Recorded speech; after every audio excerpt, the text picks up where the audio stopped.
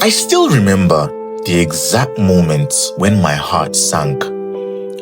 It was 11:23 p.m. on a Wednesday, and I was staring at my Discord screen, watching the little green dots next to his username fade to grey, offline, just like that. 3 hours earlier, I had been on top of the world. The interview had gone perfectly. For 2 weeks, I had been talking with Jake, the project manager for a new promising new Discord community. We had discussed moderation strategies, community building, conflict resolution, and even content creation. He loved my ideas. We clicked immediately. He even laughed at my jokes. "You're exactly what we're looking for," he typed. "Professional, thoughtful, and you really understand community dynamics. The position is $500 a month to start, with potential for growth as the project expands." $500. In that moment, those numbers felt like winning the lottery. I had been job hunting for over a year, sending applications to the void, getting automated rejections, or even complete silence. This wasn't about money. It was about validation. Someone finally saw my skills, my potential, my worth, and my talent. I called my younger brother into my room to break the news. He was preparing for his exams, and I had been struggling to help him pay for extra lessons. "Bro, I got it," I told him, unable to contain my excitement. I finally got a real job.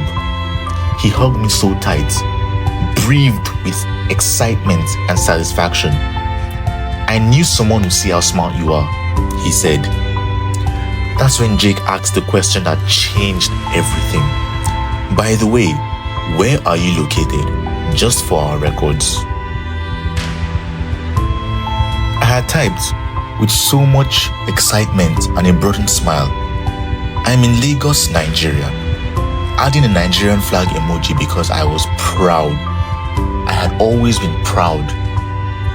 The typing indicator appeared and disappeared several times. Then nothing. 5 minutes passed. 10, 20, 30. I sent another message. "Is everything okay? Do you need any other information?" Delivered.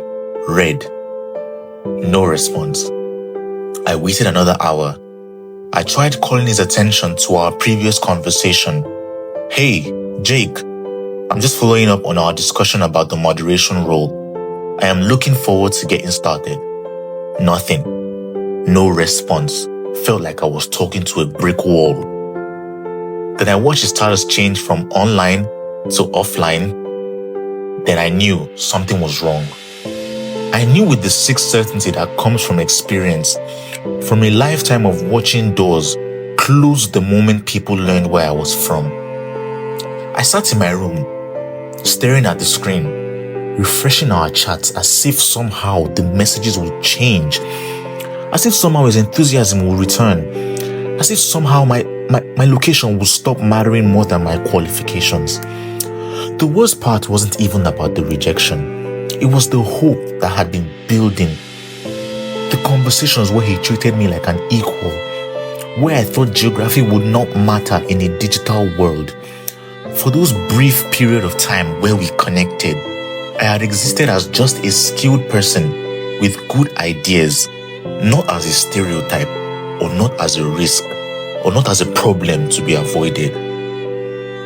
I thought about all the Nigerian developers, the designers, the writers, the creators I knew who were brilliant but were invisible because of their geographic location.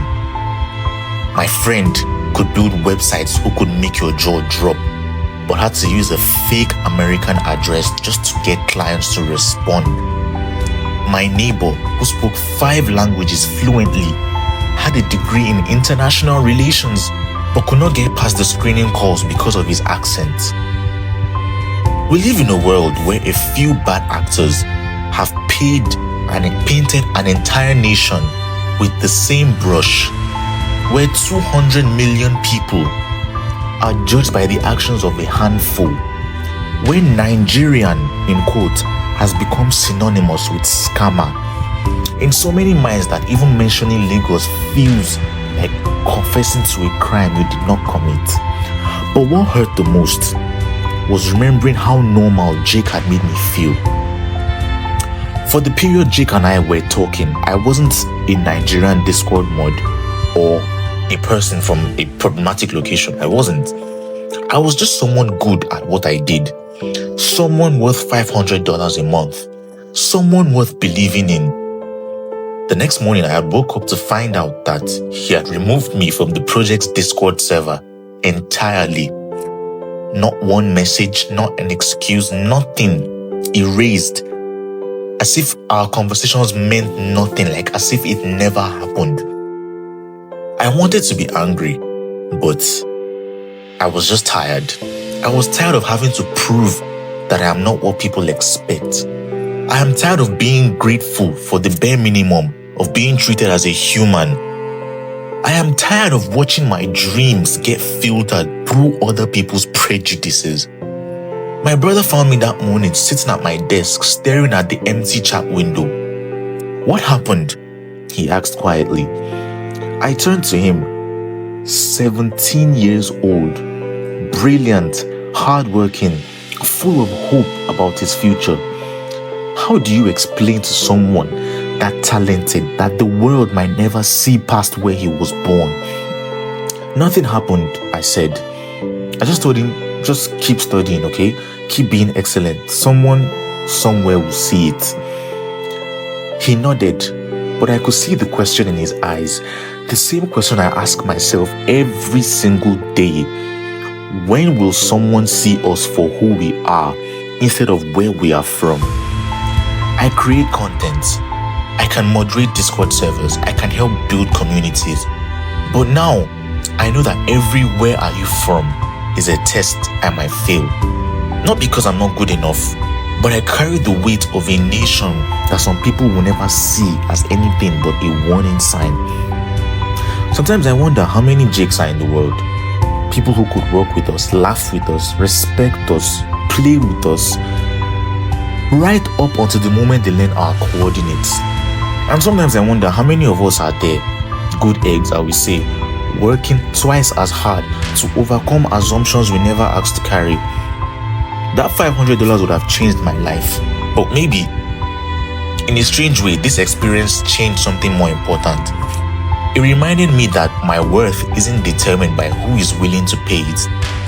It reminded me that excellence does not need validation from people who can't see past their own prejudices. It reminded me that somewhere out there, there's probably another Jake, maybe a better Jake, who would see my skills and not my location, who will judge my character by my actions, not by the actions of strangers who happen to share my nationality.